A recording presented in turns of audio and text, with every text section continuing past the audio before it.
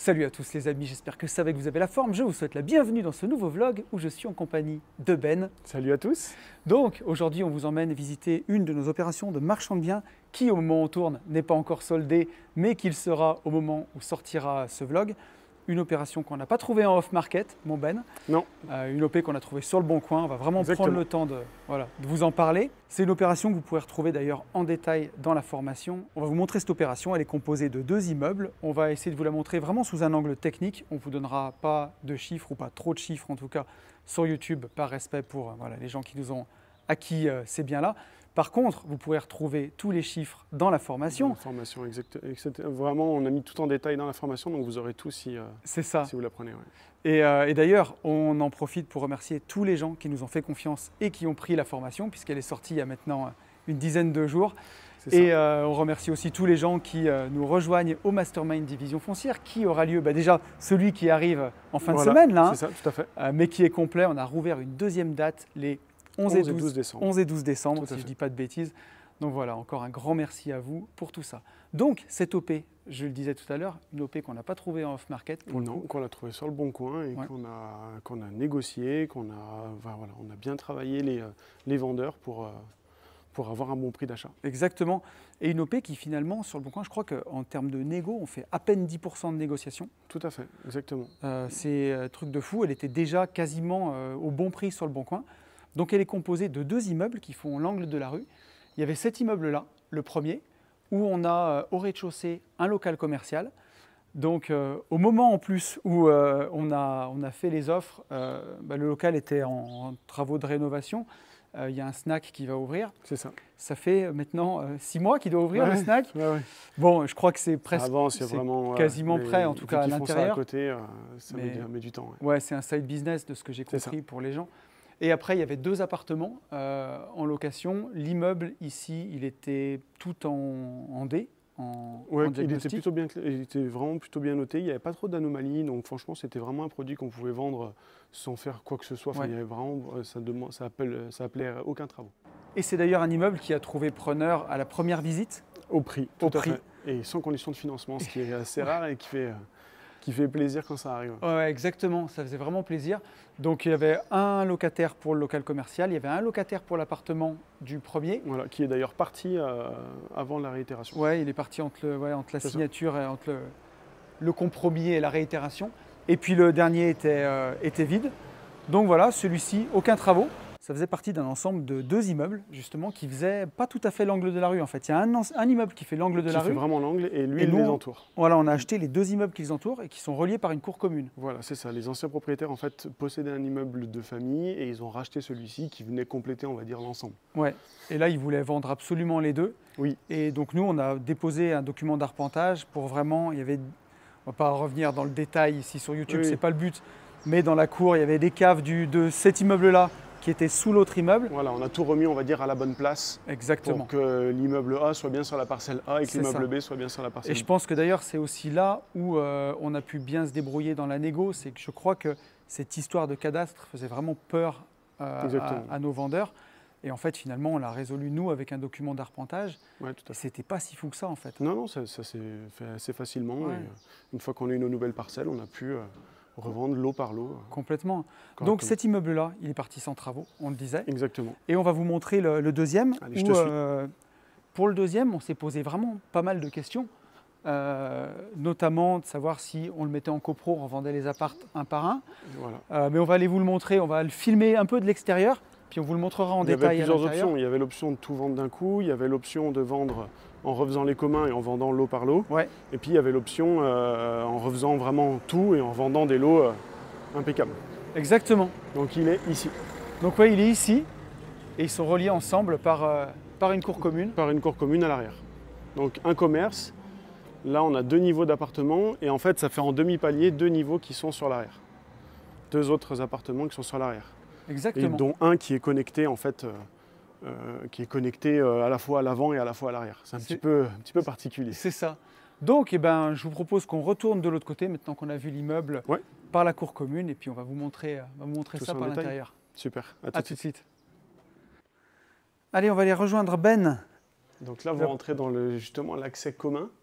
prendre le relais. Donc là, c'est le premier immeuble, Montben. C'est ça, voilà, c'est la cage d'escalier du premier immeuble, donc celui qu'on a vu en premier avec le commerce en bas, le restaurant, et puis les 2 lots d'appartements au-dessus qui étaient vraiment plutôt bien, assez bien, on va dire assez bien rafraîchis à l'époque, et franchement qui se louent très très bien comme ça. On ne va pas aller voir plus loin parce qu'au moment où on tourne, c'est vendu pour le coup. Cette partie est vendue. Donc là, on est dans la partie commune et nous, on est encore propriétaire du deuxième immeuble. Voilà, donc là, on est dans la cour commune en fait. Donc là, on voit la partie arrière. Donc il y a à la fois la partie qu'on vous a montrée juste avant.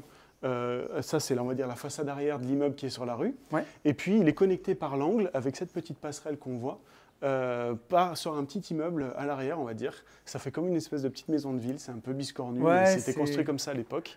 Et donc, on a un appartement, c'est celui du dernier, qui fait à la fois une partie à l'arrière et à la fois une partie à l'avant. Et il communique par une petite passerelle. On va montrer un petit peu dans quel état c'est. Ouais. Mais donc, les scénarios qu'on avait, l'immeuble qu'on a vendu, on s'est toujours dit qu'on le vendrait en un seul bloc, celui-là. Oui, ça faisait vraiment le bon produit pour quelqu'un qui veut investir son argent, immeuble de rapport, le commerce, les 2 lots au-dessus, assez propre, efficace, pas de gros travaux sur les parties communes, c'était vraiment facile. Et puis des appartements vraiment à louer tout de suite. Et d'ailleurs, un était déjà loué, on l'a dit. Alors entre-temps, le locataire est parti, mais louable très facilement. Ouais.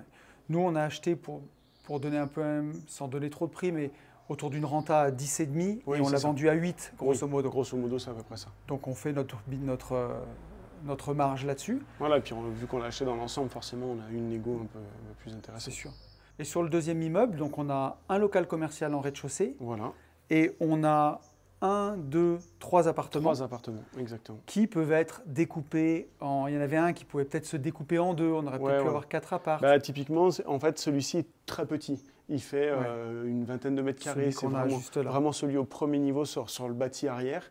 Et en fait, c'est un produit, c'est pas que c'est pas louable, c'est que c'est plus difficile de louer avec des gens qui restent longtemps. Ce que j'ai proposé moi aux acquéreurs, c'est de réunir et de faire un duplex sur la partie arrière. Ouais, tout à fait. Pour qu'en fait, les gens qui ont ce petit petits appartements qui sont là, ils ne soient qu'ici. Donc ça fait presque... C'est un appartement amélioré parce que c'est un peu une maison de ville, d'une certaine manière. Il n'y a personne au-dessus, personne en dessous. Et donc, c'est d'ailleurs une proposition, je crois, qui a été retenue. Et donc, ils vont faire une petite cage d'escalier à l'intérieur et ils les réuniront. Donc, notre première idée, ça avait été de refaire, nous, tous les communs. Exactement. Et puis remettre les lots à la vente un par un. C'est ça. Et en fait, dans un premier temps, on s'est dit, mais comme on a fait une bonne affaire à l'achat de l'ensemble des 2 immeubles, on s'est dit, en fait, pourquoi pas reproposer ce deuxième immeuble pour un artisan, par exemple, qui voudrait faire des travaux, qui voudrait acheter un immeuble tout en travaux pour sa retraite. C'est toujours cette question qui est intéressante à se poser en marchand de biens, d'arbitrer entre le gain et le temps qu'on va y passer. Et ça, c'est quelque chose dont on vous parle beaucoup, notamment dans la formation, de toujours vous poser la question, parce qu'on aurait pu optimiser encore le gain et avoir une marge plus importante, mais on y aurait passé du temps, gérer les entreprises, faire des devis, avoir les bons prix, faire nos travaux, le lot de surprise que ça comprend à chaque fois, puisque c'est de la réno. Et donc, dans ce cadre-là, c'est de dire, OK, là, on a telle marge, on sait qu'elle est tout de suite parce qu'on a un bon prix d'ensemble. Sinon, on va une marge potentielle, parce que c'est toujours pareil, tant qu'elle n'est pas faite, elle n'est pas réelle. Et donc, mais avec un lot de travaux, du temps passé, et on n'aurait pas mis notre focus sur chercher une nouvelle opération. La suite nous dira justement qu'on a bien fait parce qu'on a trouvé de belles OP. Et donc, du coup, on a bien fait de ne pas focaliser notre temps sur le fait de faire les travaux. Mais comme tu dis, c'est quelque chose de très important parce que faire les travaux, ça veut dire emprunter un peu plus ou mettre un peu plus d'apport. Ça veut dire porter le projet aussi beaucoup plus longtemps. Exactement. Donc, pour une marge qui, en valeur absolue, sera parfois supérieure, mais en pourcentage, parfois identique ou un peu moindre. Oui, tout à fait. Donc, c'est vraiment un arbitrage à avoir en permanence. Oui, tout à fait. Et puis, je pense qu'en tant que marchand de biens, notre force, elle n'est pas toujours dans le fait de faire les travaux. Parfois, ça peut être le cas. Et puis après, il faut voir le sens qu'on veut donner aussi au projet qu'on fait. Mais en tout cas, dans notre cas, ça ne l'était pas et ce n'était pas pertinent. Ouais.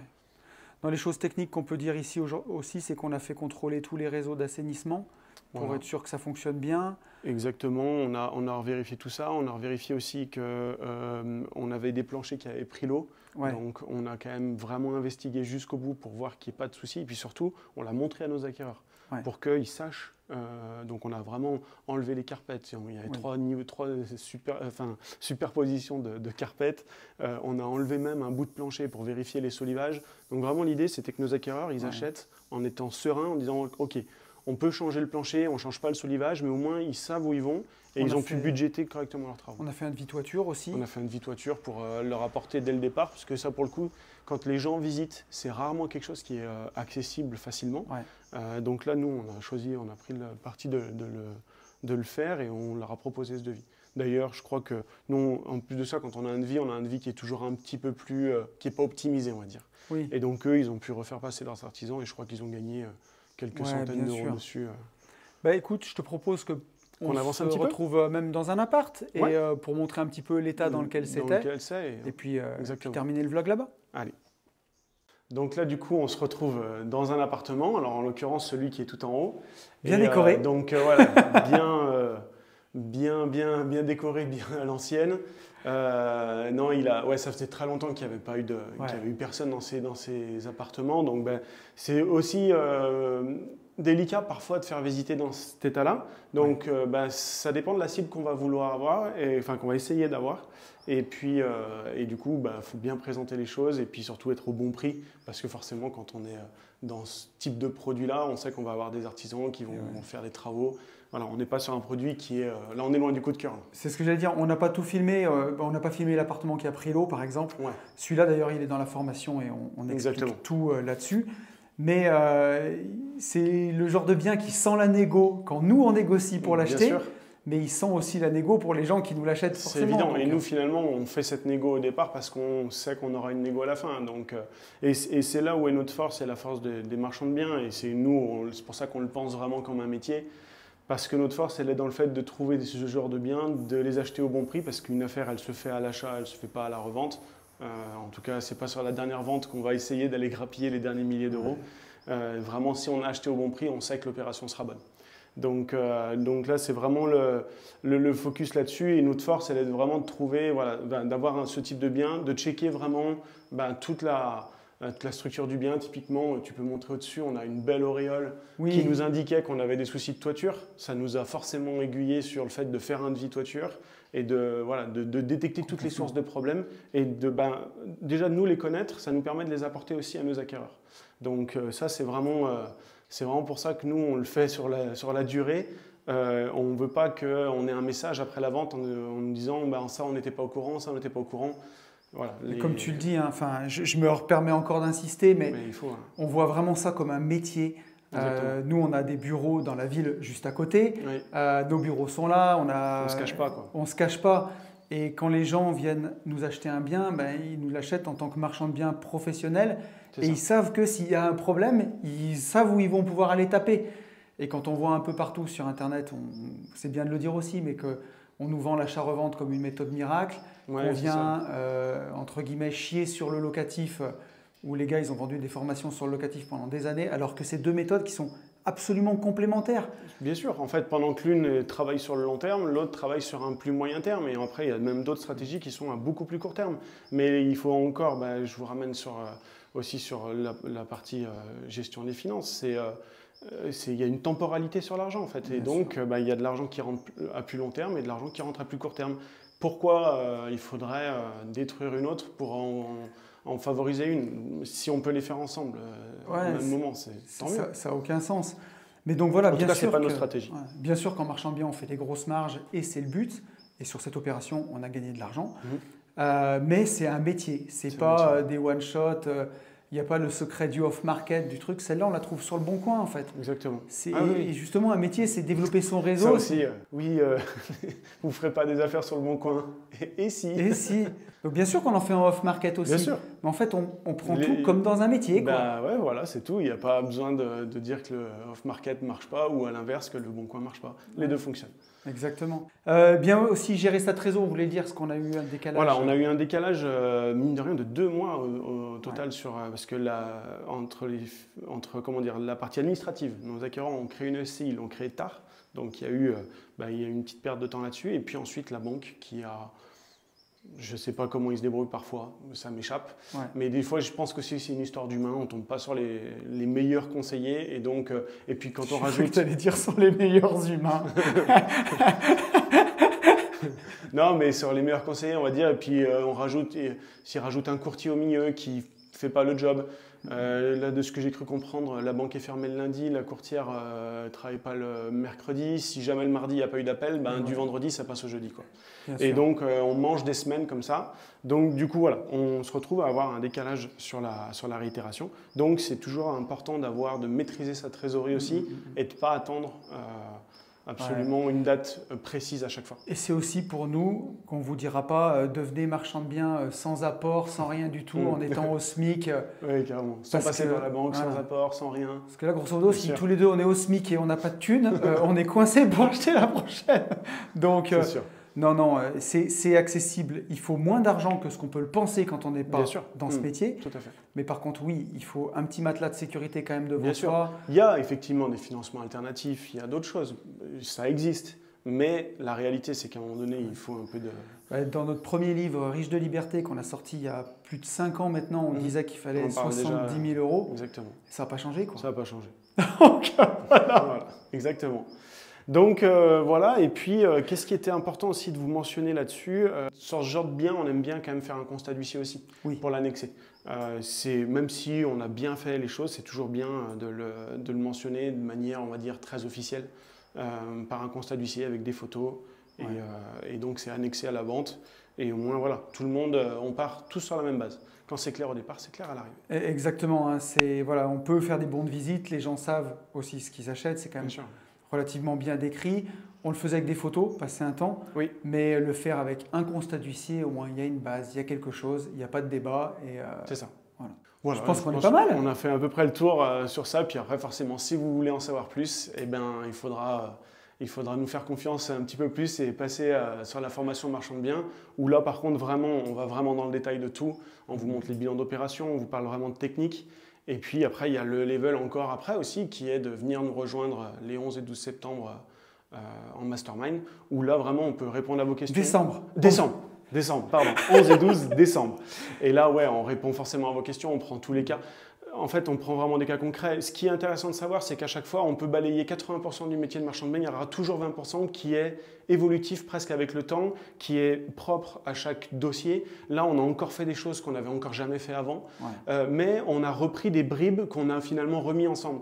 En fait, c'est un éternel recommencement et on apprend des choses à chaque fois sur des spécificités, voilà, il y a des délais parfois qu'on ne connaît pas et qu'on découvre. C'est ça qui est chouette. C'est ça qui est chouette aussi dans le marchand. Puis pour tous ceux qui n'auraient pas pris la formation en promo pour la sortie, il me semble que chez AB Consulting et AB Invest, on fait toujours une petite promo au mois de juillet, à la mi-juillet, avant les vacances. Donc bon, restez connectés, il y aura peut-être quelque chose pour les retardataires. Mais merci à tous. Eh ben ouais, merci. Et puis à très bientôt pour la suite. Salut à tous. Salut.